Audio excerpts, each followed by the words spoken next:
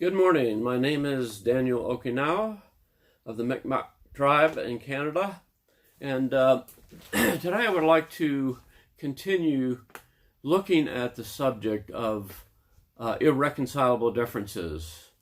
And the differences that I would like to talk about have to do with a worldview between the Native American worldview and the Western worldview, which the settlers brought over with them, which are really like oil and water.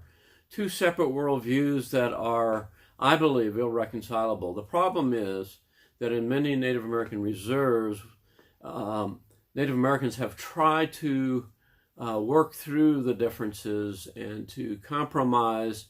The problem is that with that, they've ended up being assimilated into Western culture. And so you have, on most reserves, you have two types of Indians. You have the Indians that are basically assimilated. They're into money getting, casinos, governmental positions, and they're sort of westernized, and they do not really treat you with good protocol as an elder. Then you have the true cultural Indians, who are the ones that have stayed with the language and the culture of their particular tribe, and they try to restore their values and the worldview of their tribe. And so when I go to a tribe, I look for cultural Native Americans. And so as a result, I believe that we need to attend to the subject of the differences in the worldview, because it makes all the difference.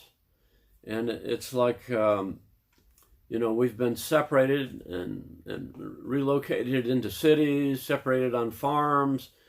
Even tribal life has been destroyed for the most part. So how do we hold on to our worldview and our values as Native Americans after this invasion of the Western world that has brought genocide, forced removal from lands, boarding school abuse, etc.? Well, let's look at the Western worldview first of all. The Western worldview basically came down from the Canaanite curse, which I call it. And the Canaanite curse basically ended up with people who want to acquire things, who want to control people, manipulate them. A lot of wars started as a result of people who are associated with that, human sacrifice, a lot of evils that were done. And so their main goal is to gain power and position by being their own God and by trying to dominate other cultures and peoples. And as a result, we end up with the Greek-Roman worldview. And the Greek-Roman worldview basically was like a dichotomy that separated the supernatural world from the natural world, so that how you treated the earth really didn't matter. What really mattered was the supernatural world. And so they could rape the resources in order to gain wealth. You have greed, you have pollution, you have abuse, even till today, where our life support system has been compromised as a result of people who are out to really acquire and make money. The word Cain means acquire. And so as a result, the Western world established a new religion called Catholicism and eradicated the Hebrew worldview, which was more like the Native American worldview, and based it on reason, the age of reason, the scientific approach. And so as a result, you have systematic theology, apologetics, that sort of thing, where you approach the Creator through the mind. You also have this thing of wanting to dominate. And so we have the philosophy of manifest destiny. It started with the Crusades, kill a Muslim for Jesus. Then it extended into our continent, where basically the Catholic Church rounded up children with gunboats and put them in boarding schools, put them in pedophile rings for the pleasure of the priests, forced castrations, smallpox blankets, put them in TB wards. A lot of genocide took place in these boarding schools. And so the whole philosophy was domination, manifest destiny. We've been given a manifest destiny doctrine in order to dominate the world. That's what happened when Columbus came and slaughtered the Taino Indians and did all that abuse.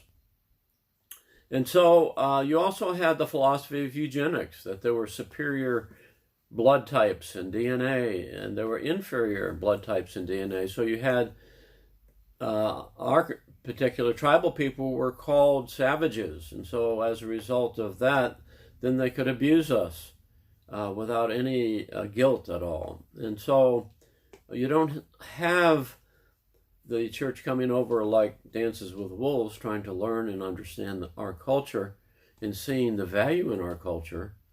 Instead, you have the church coming over wanting to dominate. And with that, you also had their skill in gaining warfare apparatus. For instance, Marco Polo brought gunpowder, and so they had guns. We call them thundersticks. You also had Toledo swords. You had weaponry. You had all sorts of defense systems and war machines. And so as a result, there was a superiority in terms of battle. And so with this worldview, it was like they didn't care what was done to the earth. It was like, as long as we can cut down and send them back to England, as long as we can dominate the culture, the environment, and so you had greed everywhere. And as a result, our peoples have gone through all sorts of abuse and genocide and population reduction. And it's like we've had multi-generational grief as a result of it. The problem is Native peoples have forgotten the vision that was given to them from the Creator. And that's what we need to do, get back to restoring the vision that the Creator gave each tribe. The Chelagi, for instance, have a vision of the keepers of the flame. The Mohawk, the keepers of the flint. My tribe has a vision of the keeper of the eastern gate to this continent, as well as people of the dawn. So we need to get back to our original vision.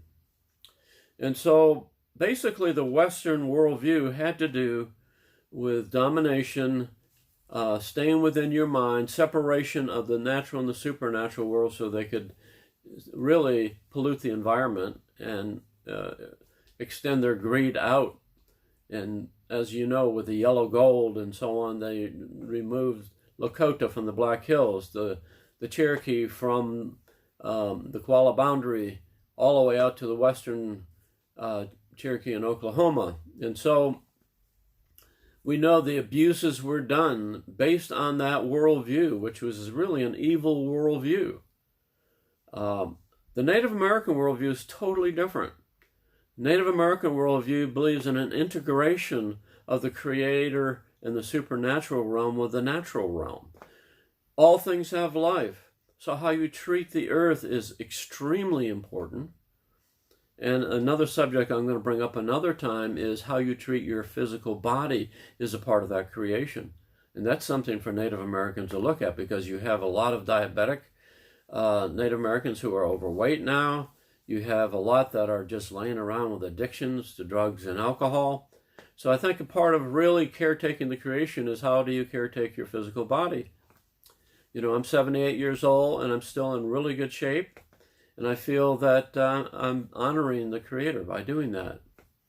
Also, with that integration of the Creator into the natural world, when we meet in Sweat Lodge, the Creator shows up and we have visions and dreams, and we meet with the Creator personally. Ancestors show up and so on. And so it's like the Western world has to wait for the great by and by in the sky in order to one day connect with the supernatural world in heaven.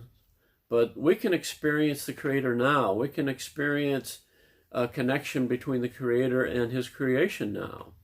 How we take care of trees and plants and animals. We only take what is needed from the animal kingdom for our own physical needs. We don't do like the Westerners did with the buffalo, and that is simply leave the meat to rot so they could go get money for the tongues and the hides. And so it's like there's a whole different worldview that's irreconcilable. We approach the Creator not with the mind and with the age of reason. We approach the Creator in the spirit. So it's very normal for Native Americans to connect in the supernatural realm. After our ceremonies, we see things happen. Eagles fly over. Portals open up in the heavens. Things like that. When I had some Native American visitors come to visit me recently, 12 eagles flew over my apartment. That's very normal for Native Americans. When we do ceremonies, it's very often that the natural world connects with us in that way. Very often we'll go and communicate with nature because the Creator is in all of nature and holds all nature together and sustains it. So how we take care of ecology, sustainability, how we take care of the creation is extremely important to us.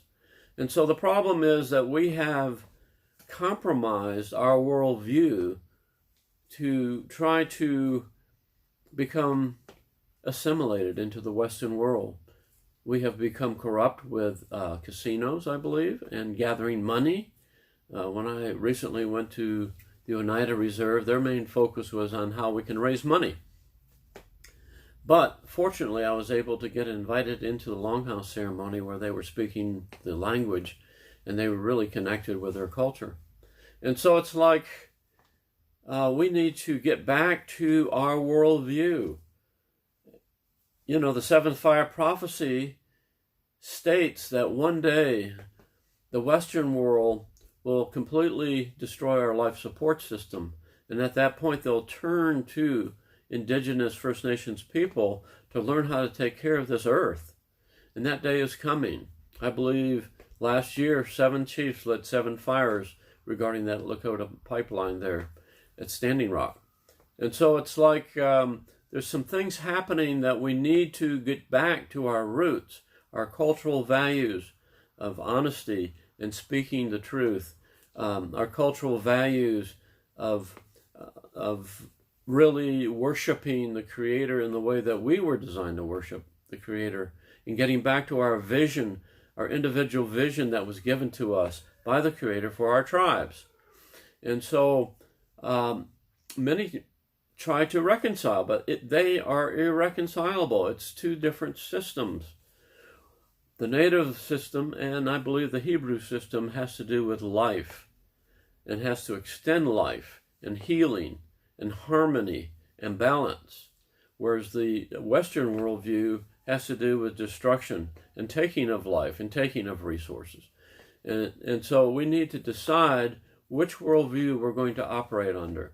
And so I wanted to present that with this video and get some response, perhaps.